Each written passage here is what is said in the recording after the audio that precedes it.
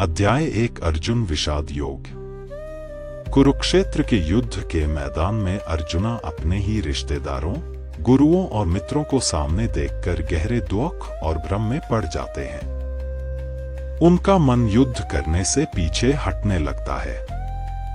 उसी समय भगवान कृष्ण उन्हें जीवन का सच्चा ज्ञान देने का निर्णय लेते हैं। यह अध्याय हमें सिखाता है कि जब जीवन में भ्रम और दुख हो, तब सही ज्ञान और मार्गदर्शन ही हमें सही निर्णय लेने की शक्ति देता है। अध्याय 2 सांख्य योग। इस अध्याय में आत्मा और शरीर के बीच का अंतर समझाया गया है। शरीर नश्वर है और समय के साथ बदलता रहता है, लेकिन आत्मा अमर और शाश्वत है। जैसे मनुष्य पुराने कपड़े छोड़कर नए कपड़े पहनता है, वैसे ही आत्मा एक शरीर छोड़कर दूसरा शरीर धारण करती है। इस सत्य को समझने से मनुष्य मृत्यु के भय से मुक्त हो सकता है और जीवन को साहस के साथ जी सकता है। अध्याय 3 कर्म योग। जीवन में कर्म करना अत्यंत आवश्यक है। कोई भी व्यक्ति बिना कर्म के नहीं रह सकता। इसलिए मनुष्य को अपने कर्तव्य का पालन पूरी निष्ठा और ईमानदारी से करना चाहिए। लेकिन कर्म करते समय फल की चिंता नहीं करनी चाहिए। जब हम बिना स्वार्थ के कर्म करते हैं, तब हमारा मन शांत और संतुलित रहता है। अध्याय 4 ज्ञान कर्म संन्यास योग। ज्ञान मनुष्य के जीवन को प्रकाश से भर देता है। जब व्यक्ति सच्चा ज्ञान प्राप्त करता है, तब वह अज्ञान के अंधकार से बाहर निकलता है। ज्ञान ही हमें सही और गलत के बीच का अंतर समझाता है और हमें धर्म के मार्ग पर चलने की प्रेरणा देता है। अध्याय 5 कर्म संन्यास योग। सच्चा त्याग कर्म छोड़ना नहीं है, बल्कि कर्म के फल के प्रति आसक्ति छोड़ना है। जब मनुष्य अपने कर्तव्य को पूरी निष्ठा से निभाता है और परिणाम की चिंता भगवान पर छोड़ देता है, तब उसके जीवन में शांति और संतुलन आता है। अध्याय 6 ध्यान योग। मन बहुत चंचल और अस्थिर होता है, लेकिन ध्यान और अभ्यास के माध्यम से इसे नियंत्रित किया जा सकता है। जो व्यक्ति अपने मन को नियंत्रित कर लेता है, वही सच्चा योगी बनता है। ध्यान और आत्मचिंतन से मन में शांति और स्थिरता आती है। अध्याय 7 ज्ञान विज्ञान योग। यह अध्याय बताता है कि इस संसार की हर शक्ति और हर तत्व परम सत्य से ही उत्पन्न होता है। जो व्यक्ति सच्चे मन से उस परम शक्ति को समझने और जानने का प्रयास करता है, उसे जीवन का वास्तविक ज्ञान प्राप्त होता है। अध्याय 8 अक्षर ब्रह्मा योग।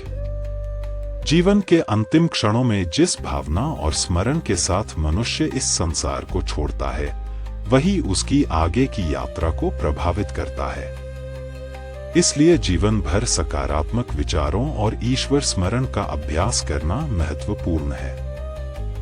अध्याय 9 राजविद्या राजगुह्य योग। यह अध्याय भक्ति के महत्व को समझाता है। सच्ची भक्ति प्रेम, विश्वास और समर्पण से होती है। जब मनुष्य पूरे विश्वास के साथ ईश्वर को याद करता है, तब उसके जीवन में शांति और सुरक्षा का अनुभव होता है। अध्याय 10 विभूति योग। प्रकृति की हर महान शक्ति और सुंदरता में दिव्यता की झलक दिखाई देती है। पर्वतों की ऊंचाई, नदियों की पवित्रता और सूर्य की ऊर्जा सब उसी परम शक्ति की अभिव्यक्ति हैं।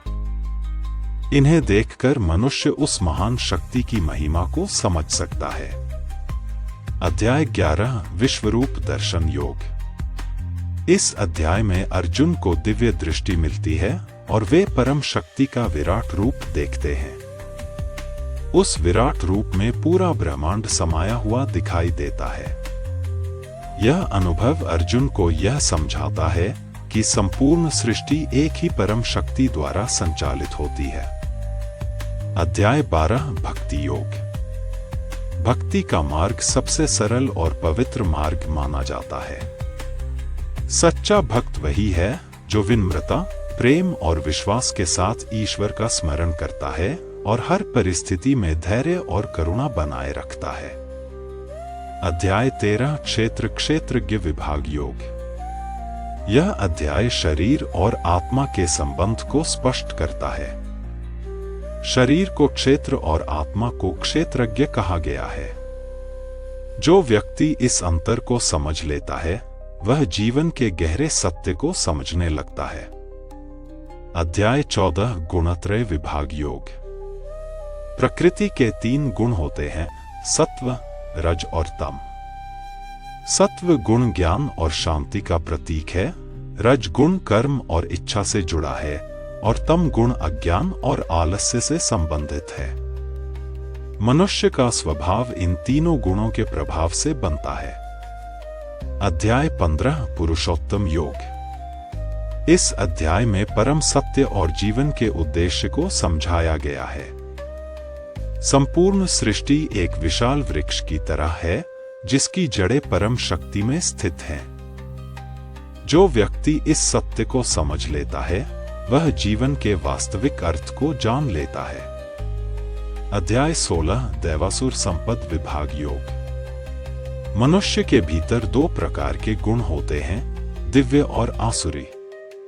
दया, सत्य, विनम्रता और करुणा दिव्य गुण हैं, जबकि अहंकार, क्रोध और लोभ आसुरी गुण हैं। जीवन में उन्नति के लिए दिव्य गुणों को अपनाना आवश्यक है। अध्याय 17 श्रद्धात्रय विभाग योग। मनुष्य की श्रद्धा उसके स्वभाव और विचारों के अनुसार होती है। इसलिए अपने विचारों को शुद्ध और सकारात्मक रखना बहुत महत्वपूर्ण है, क्योंकि यही हमारे कर्म और जीवन की दिशा तय करते हैं। अध्याय 18 मोक्ष संन्यास योग। अंतिम अध्याय में जीवन के सबसे महत्वपूर्ण संदेश दिए गए हैं। अपने कर्तव्य का पालन करते हुए अपने कर्मों को परम सत्य को समर्पित करके और धर्म के मार्ग पर चलकर मनुष्य मोक्ष और सच्ची शांति प्राप्त कर सकता है।